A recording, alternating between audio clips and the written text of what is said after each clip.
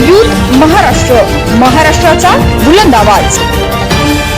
ताज्या बातम्या, मनोरंजन आणि व्हायरल बातम्यांसाठी यूथ महाराष्ट्र न्यूज चॅनल आजच सबस्क्राइब करा। नगरपालिका, सिडको, नैना यांच्या संदर्भातल्या प्रलंबित आहेत त्या विषयावर मध्यंतरीच्या काळात तुरमाळ्याच्या नैनाच्या आंदोलनानंतर लोकसभेच्या निवडणुका आल्या, तदनंतर कोकण पदवीधरची निवडणूक आली आणि या साऱ्या रहाट गाडग्यामध्ये कुठेतरी एक असं वातावरण निर्माण होऊ लागलं की बाबा जनता या साऱ्या विषयावर कन्व्हिन्स झाली की काय, जनतेचा विरोध मावळला की काय, ह्या विषयावरचं आंदोलन जे थोडंसं थंडावलेलं होतं त्याला चालना द्यावी। पनवेल महानगरपालिकेच्या प्रॉपर्टी टॅक्सच्या बाबतीत, न मिळणाऱ्या सुविधांच्या बाबतीत, न मिळणाऱ्या पाण्याच्या बाबतीत जनतेमध्ये जो रोष आहे तो कुठेतरी मंदावलाय की काय अशी वातावरण निर्मिती करण्याचा प्रयत्न या ठिकाणी होऊ लागला। आणि म्हणून याच दरम्यान सिडकोनं ह्या वातावरणाचा फायदा घेत नैनाच्या क्षेत्रामध्ये TPS 1 to TPS 23 तब्बल 4000 कोटींचे रस्ते आणि गटराची विकास कामं त्या ठिकाणी टेंडर्स वगैरे प्रकाशित केले। एक असा समज पनवेल आणि उरणच्या आमदारांनी जो या ठिकाणी नाट्यगृहामध्ये नैनाला पाठिंबा देणारा मेळावा घेतलेला होता त्याच्यानंतर निर्माण केला गेला आणि त्या अनुषंगानं मोठ्या प्रमाणात विकास कामांचे टेंडर वगैरे काढले गेले। ह्याचा कुठेतरी परिणाम निश्चितपणानं सर्वसामान्य जनतेवर होणार आहे आणि त्यामधून नैना विरुद्धचं आंदोलन पुन्हा एकदा तीव्र करावं। पनवेल महानगरपालिकेच्या प्रॉपर्टी टॅक्स असेल, शासकीय असेल, या विषयाच्या बाबतीतल्या आंदोलनाला पुन्हा गती द्यावी या उद्देशानं परवा झालेल्या महाविकास आघाडीच्या कोर कमिटीमध्ये चर्चा झाली आणि आज आपल्याला बोलावलेलं आहे।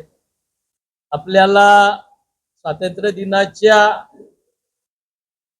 दिवशीच आम्ही आमंत्रित केलं, आपण मोठ्या संख्येनं आलात, आपलं स्वागत आहे आपणा साऱ्यांना आणि आपल्या माध्यमातून जनतेला स्वातंत्र्य दिनाच्या मनापासून शुभेच्छा या निमित्तानं देत असताना महाविकास आघाडीच्या वतीनं 17 तारखेला 10 वाजता विरूपाक्ष मंगल कार्यालय पनवेल या ठिकाणी ह्या क्षेत्रातील सिडको, नैना, महानगरपालिका यांच्याशी संबंधित समस्या, त्यासोबत जी जन आंदोलन विविध मागण्यांवर या विभागातल्या मंडळींची चालू आहेत त्यांना या ठिकाणी एकत्र बोलावून त्यांच्या चळवळीचं सुसूत्रीकरण करणं ह्या उद्देशानं एक परिषद आम्ही आयोजित करतोय। त्या परिषदेला आपल्या प्रिंट मीडिया, इलेक्ट्रॉनिक मीडियाच्या माध्यमातून, सोशल मीडियाच्या माध्यमातून आपण प्रसिद्धी द्यावी आणि या आंदोलनाला सहकार्य करावं म्हणून आपल्याला बोलावलेलं आहे। आपण बघतोय की शेजारच्या नवी मुंबई महानगरपालिकेमध्ये 500 स्क्वेअर फुटाच्या घरांना परवाच करमाफीचा निर्णय घेण्यात आला। आपल्या पनवेल महापालिका हद्दीतील 500 स्क्वेअर फुटापर्यंतच्या घरांना करमाफी द्यावी म्हणून आपण विधिमंडळात मागणी केली। सातत्यानं आम्ही मंडळी रस्त्यावर आंदोलन करतोय। नगर विकास मंत्री तथा मुख्यमंत्र्यांना वारंवार शिष्टमंडळ निवेदनं होत आहेत, पालकमंत्र्यांना निवेदनं शिष्टमंडळ होत आहेत, पण निर्णय मुख्यमंत्र्यांचे चिरंजीव असणाऱ्या खासदार श्रीकांत शिंदेच्या पलावामधल्या वसाहतीसाठी झाला, निर्णय नव्या मुंबईसाठी झाला, पण पनवेल महानगरपालिकेतल्या रहिवाशांसाठी मात्र होत नाही आहे।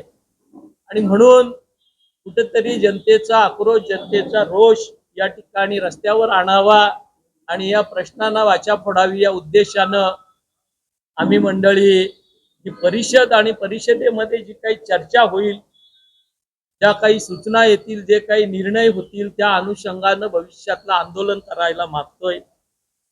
त्या विषयाच्या बाबतीत आपल्याला माहिती द्यावी म्हणून बोलावलेलं आहे. आपण आलात, आमचे सारे सहकारी या ठिकाणी आहेत. बबनदादांनी सूचोवाच केलं, मी काही विषय सांगितले, तर आपण आपल्या प्रतिष्ठित माध्यमांच्या माध्यमातून ह्याला प्रसिद्धी द्यावी अशा पद्धतीची विनंती.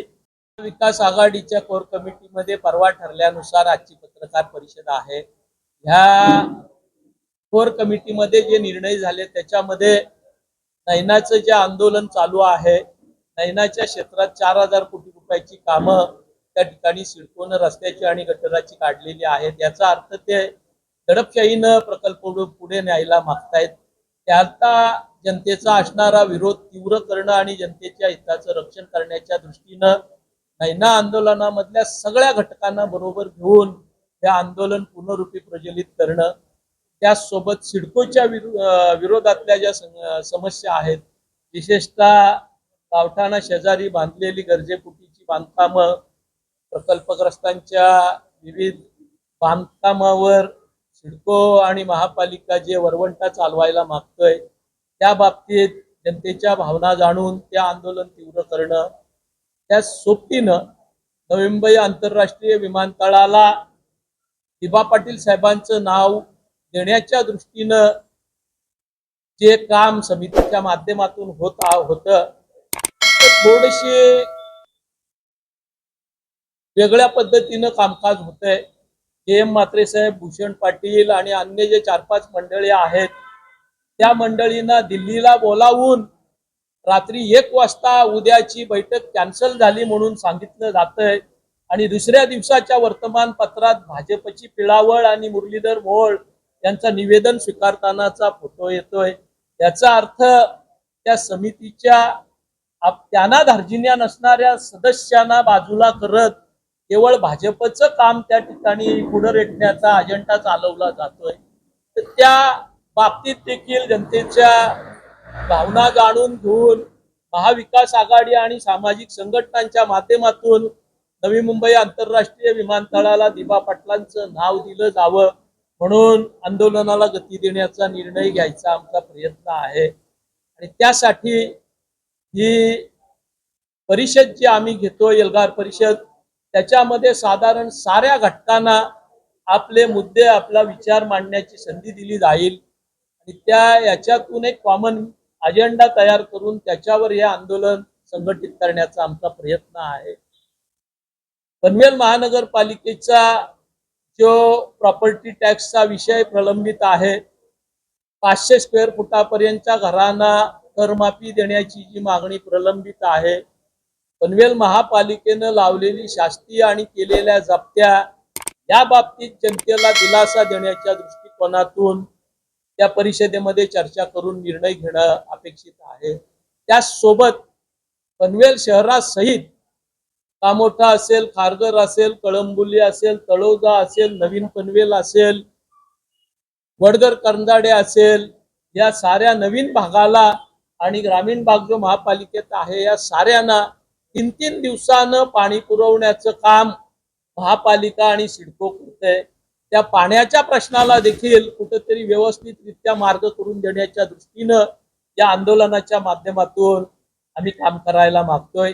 जिल्ह्याचे जिल्हाधिकारी, विभागीय आयुक्त, नगर विकास विभागाचे सचिव, प्रधान सचिव आणि राज्याच्या मुख्य सचिवांना आम्ही निवेदन देऊन या विषयांना मार्गक्रमण करून द्या म्हणून विनंती करणार आहोत.